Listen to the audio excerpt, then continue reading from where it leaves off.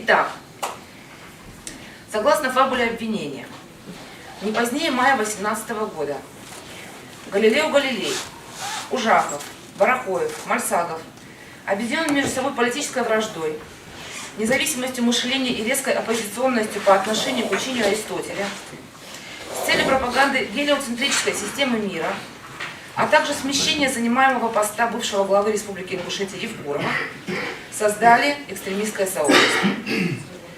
Формами и методами деятельности экстремистского сообщества являлись открытие горы на Луне, распад Млечного Пути на отдельные звезды, обнаруженные 4 спутника Юпитера, открытые высказывания в пользу системы Коперника, выпуск трактата «Письма о солнечных пятнах», а также планирование, подготовка и организация массовых мероприятий для пропаганды гелиоцентрической системы мира, что особенно возмущало бывшего главу Республики Ингушетия.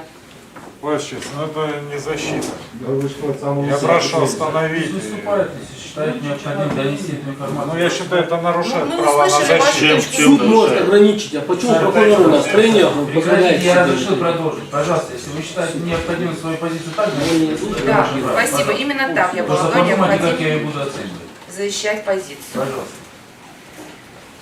Я продолжу. Да? Для пропаганды гелиоцентрической системы мира, что особенно возмущало бывшего главу Республики Ингушетия, поскольку, по его мнению, вращение Земли противоречило текстам псалмов, а также эпизоду из книги Иисуса Навина, где говорится о неподвижности Земли и движении Солнца. И 25 февраля 1615 года Римская инквизиция завела первое дело против Галилея, Ужахова, Барахоева и Мальсагова.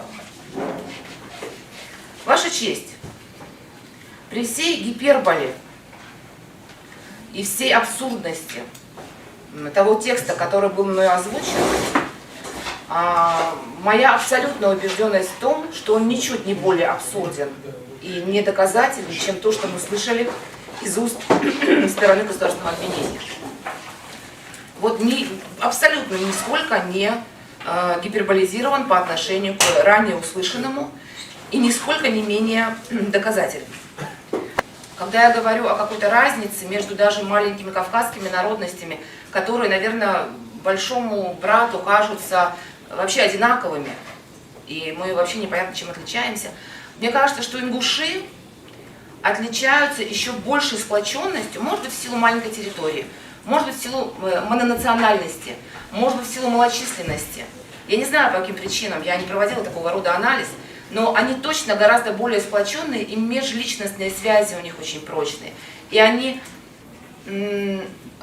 более монолитны, что ли. И именно поэтому этот народный протест, затронувший права каждого человека в отдельности и всего народа целиком, он спровоцировал такую массовость и спровоцировал такую численность.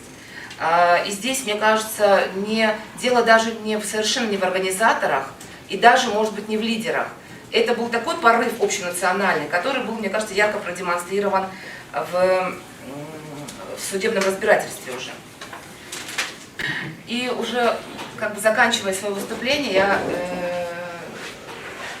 хочу сказать, что я безмерно благодарна за этот путь моему Ахмеду.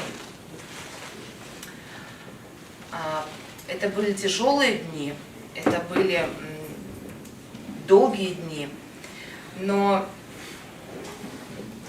его уверенность в правоте каждого шага, искренность его намерений, чистота его помыслов, свет, который от него идет, и его доверие ко мне – это то, что давало мне силы работать в этом деле.